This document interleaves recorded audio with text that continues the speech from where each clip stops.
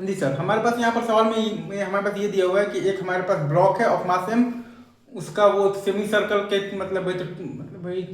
कि तो semi circle के फॉर्म में है वो वाला बेसिकली जो सरफेस है मतलब कि आपके पास ऊपर वाला आर रेडियस का, और म्यू बराबर 0 है हर जगह, और एक पार्टिकल ऑफ मास एम उसको रिलीज किया है। ठीक है सर।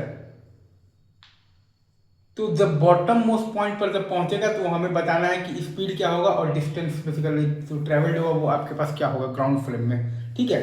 तो हमने ये मान लिया है कि छोटा वाला मास है वो एम, मतलब एम मास जो है वो एक्स चला है राइट, तो बड़ा वाला मास आपका चलेगा एक्स माइनस आर चलेगा राइट।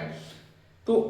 अगर आप उन दोनों को एक सिस्टम मानिएगा तो एक्स एक्सिस के लॉन्ग अगर आप देखिएगा तो आपके पास बेसिकली आप अगर ध्यान दीजिएगा तो एफ नेट एक्सटर्नल जीरो है, मतलब कि ए सी एम जीरो है, मतलब कि वी सी एम कॉन्स्टेंट है, और V C M initial zero है, मतलब कि वी सी एम मतलब कि आपके पास जीरो कॉन्स्टेंट है, मतलब कि एक्स सी एम कॉन्स्टेंट है, मतलब कि delta X C M zero है, मतलब कि M one delta X one plus M two delta X two बराबर जीरो, मतलब कि आपके पास आ जाएगा एम इंटू एक्स और plus M into X minus R बराबर जीरो। तो एक्स का वैल्यू आ जाएगा मतलब कि आपके पास M into R by M plus M, और एक्स माइनस आर आ जाएगा आपके पास M into R by M plus M. ठीक है सर, आई गेस आप ये चीज आप समझ गए होंगे। तो एम मास जो है वो आपका चला है M R by M plus M चला है राइट, और ये एम मास आपका चला है M R by M plus M चला है लेफ्ट डायरेक्शन में राइट।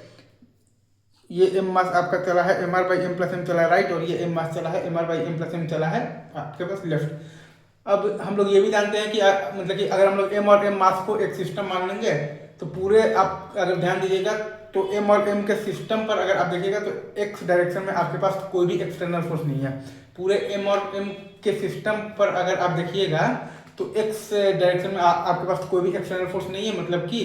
ये एम और एम के सिस्टम पर हम लोग एक्स डायरेक्शन में हम लोग लीनियर मोमेंटम कंजर्वेशन लगा सकते हैं। तो एम वी वन बराबर एम वी टू आ जाएगा, तो वी वन का वैल्यू आ जाएगा M by M into V two, तो आपके पास वी वन का वैल्यू आ जाएगा M by M into V two, फिर हम लोग लगा देंगे तो वर्क एनर्जी थ्योरम। तो जब बॉटम मोस्ट पॉइंट पर आएगा तो work done by the gravity force है एम जी आर, और नॉर्मल फोर्स का वर्क डन एम और एम के सिस्टम पर जीरो होगा। नॉर्मल फोर्स का वर्क डन एम और एम के सिस्टम पर जीरो होगा, तो खाली ग्रेविटी फोर्स का वर्क मतलब कि आपके पास वर्क डन है वो है आपके पास एम जी आर बराबर half M V one square plus half M V two square. ठीक है। तो वी टू का वैल्यू आ जाएगा M into under root of the two G R by M into M plus M, और V one का value आ जाएगा आपके पास एम इंटू आ जाएगा आपके पास उसके under root of the two G R by M into M plus M. ठीक है। इसमें आपको मैं एक बार ये चीज बता देता हूँ, ये आपके पास डायरेक्शन दिया हुआ है कि इधर है, और ये X minus R R I guess आप ये पूरा कॉन्सेप्ट अच्छे से यहाँ पर आप समझ गए होंगे। ठीक है सर, रखते हैं ठीक है।